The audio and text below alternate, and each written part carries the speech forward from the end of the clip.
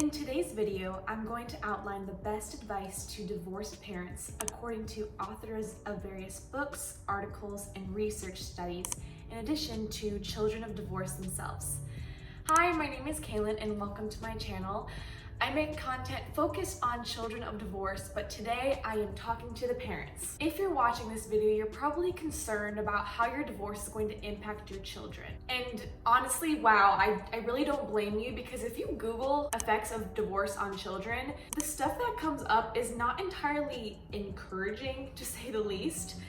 So I understand your concern completely, but honestly, there's no need to worry because there is a plethora of resources at your fingertips that can help you make the best decisions so that your kids will feel the least impact of your divorce. So before we dive in, I just want to say, parents, don't shoot the messenger.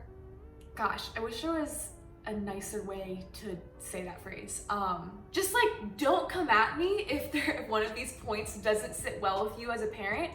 Because all of the information I'm going to be sharing today is from mental health professionals, psychologists, and people that have done studies, and other people that have worked with parents and children of divorce for years. So I'm totally aware that there are many different circumstances and situations, and if I went into detail about all of that in this video would be literally like 10 hours long. So today I'm just covering the basics of what these mental health professionals and experts say to parents to give the best advice. So let's just dive right in. So the first piece of advice to divorced parents is put your kids first. So what exactly does this mean? Basically, it's important that you and your ex in some way, shape, or form get on the same page so that you can do what's best and make decisions that are best for your children. Some people may refer to this act as co-parenting. Diego Lamela compiled various research studies in a pediatric journal about this topic. He says, some authors have stated that the psychological functioning of children after their parents' marital dissolution is not precisely associated with the end of the marital relationship itself, but with the family functioning after this transition. So what Diego is getting at is that it's more valuable and it is of more importance to the kids about how you and your ex handle your relationship after the divorce as opposed to the divorce itself. Layla is a child of divorce, and her parents divorced when she was 5 years old, so she has a few thoughts on this topic. What I would tell those parents is like, put your kids first. Like, I know it's in such a hard time where it's like, especially seeing my parents, like how heartbreaking it is and how frustrating it is, and all of like the lawyers and all of the nitty gritty. But I think during that time, instead of like focusing so much on yourselves and how to figure it out, like I think you need to put all of your thoughts and everything you have into your kids. I think that like co-parenting is huge. Like, I think you should still make time as a family, like even though you are divorced, like making time as a family to like show the child that your family is still a unit. Like, even though, you know, mom lives here and dad lives here, and maybe they have new significant others or something like that, like you're still a family, like they're still the two people that created you. So showing that like unity. I think it's really important and very beneficial to hear a perspective from someone who actually has dealt with their parents' divorce. So it was really interesting to hear what Layla had to say on this topic. It was also interesting that what she said matched what Diego Lamela, the expert, was saying on this topic as well. The second point that I would like to outline is communicate with your children. This means a couple different things, so I'm going to give you a few sub-points in here as well. The first one is, simply stated, just tell them what is happening.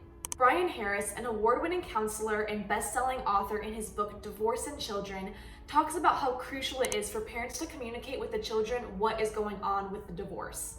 He says, however you decide to tell your children, the key is that you actually do this. Your children need to know what is happening. In addition, at times like this, remember your emphasis should be on comforting your children, not them comforting you. Most kids feel completely underprepared to respond to what is being said. Olivia, another child of divorce, her parents divorced a couple years ago when she was 19 years old, has a few thoughts on this topic as well. To be honest with your kids, especially when they ask you questions, obviously make it age appropriate, but also take into account, be honest about the facts, not necessarily all of your emotions, because your kids are not your counselors. I love specifically how Olivia articulated how much children rely on parents for emotional support during this time. And that's also important to keep in mind that your kids aren't your counselors and that you shouldn't be relying on them for your emotional support. So what Brian Harris and Olivia both said on this topic kind of brings me to my second sub-point, which is listen to your children. Lexi, my sister, whose parents got divorced when she was in 3rd grade, has some thoughts on this topic as well. So I would encourage you to really encourage them and be with them every step, and don't press any conversations, but definitely be open to conversations and talking with your kids and really withholding your opinion and your own emotions from their opinions and their emotions. Just listen to them. I think that would be a huge help. I think Lexi articulated it really well, that it's not only important to listen to your children, but it's also important to allow them to process their emotions with you. So remember at the beginning of the video when I referenced how the effects of divorce on children via a Google search does not look very encouraging?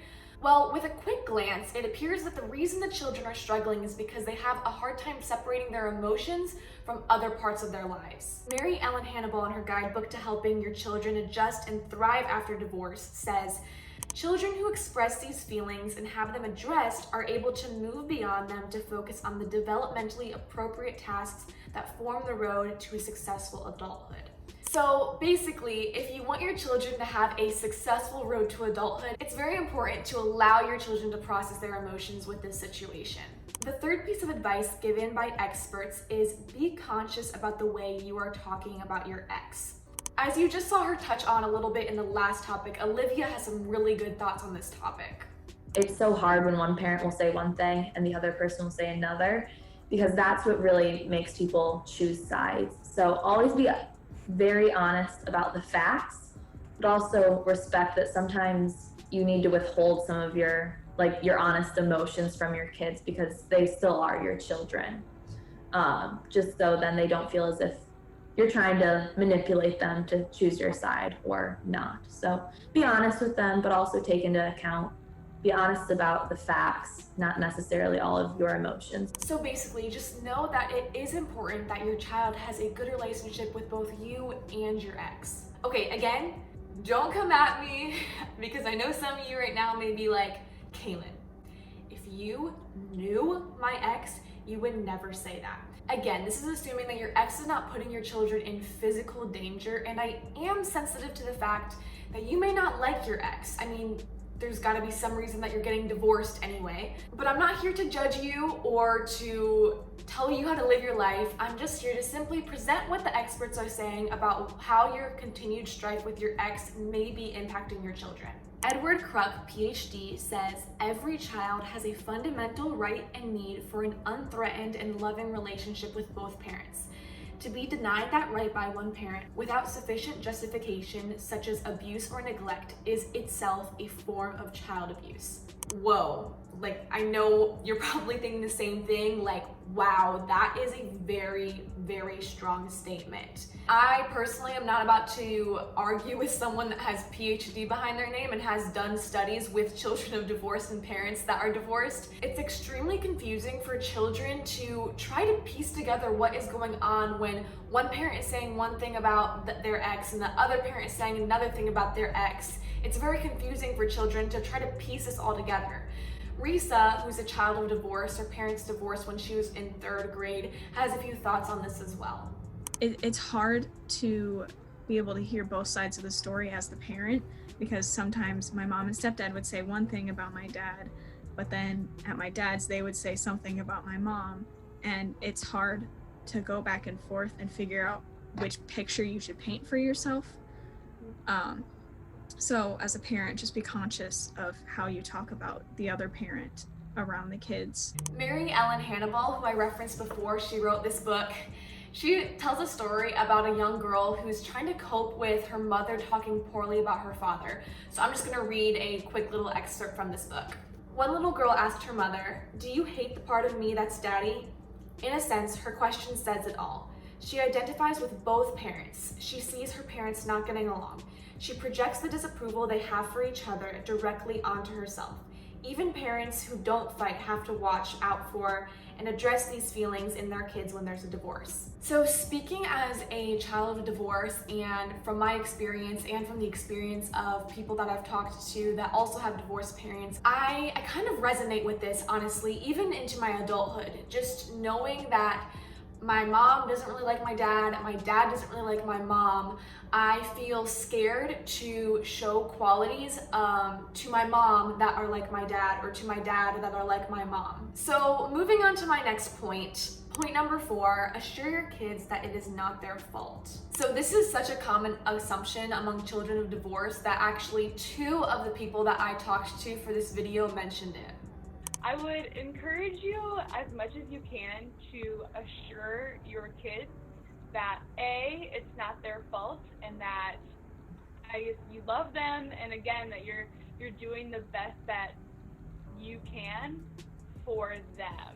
It's really important for, first of all, to help your child not think that it's their fault. When you have 2 people arguing over custody and time and holidays and anything else having to do with the court, it's really hard to know, like, wow, the only subjects of my parents' fights right now are having to do with me. If I wasn't around, this wouldn't be a burden on them. So I feel like this fighting, this divorce, all of this mess is my fault. George J. Cohen writes in his article, Helping Children and Families Deal with Divorce and Separation, younger children may blame themselves for the separation, begin acting out, having nightmares, have more reluctance to separate, and fear that they may be abandoned. All in all, just reassure your kids that the divorce is not their fault, and just show them lots of love, which kind of leads me right into my last point. Point number 5,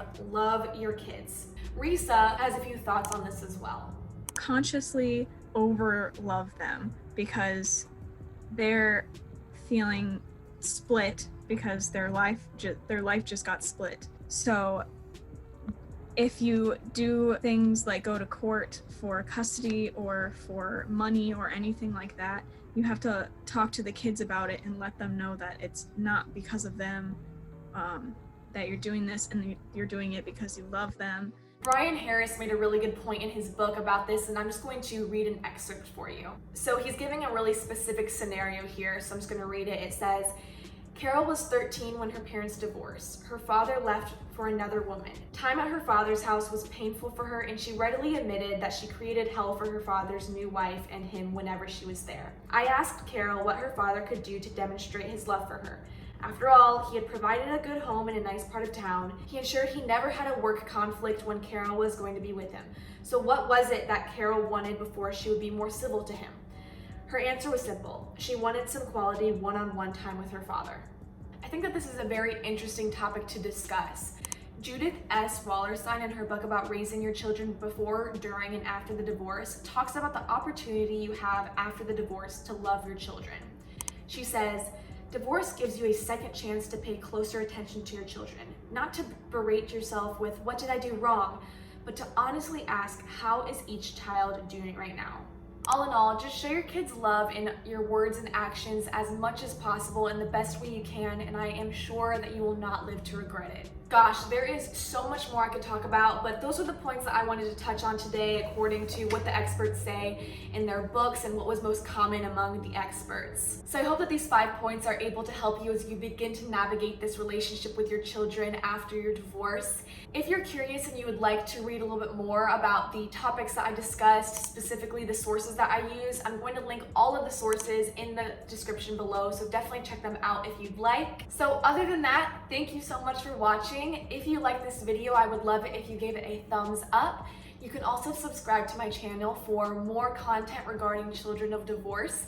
You can also click the bell for notifications for when I upload. If there's anything in this video that resonated with you, please leave a comment below. I would love to hear from you. So yeah, thanks again for watching this video, and I'll see you in my next one. Bye!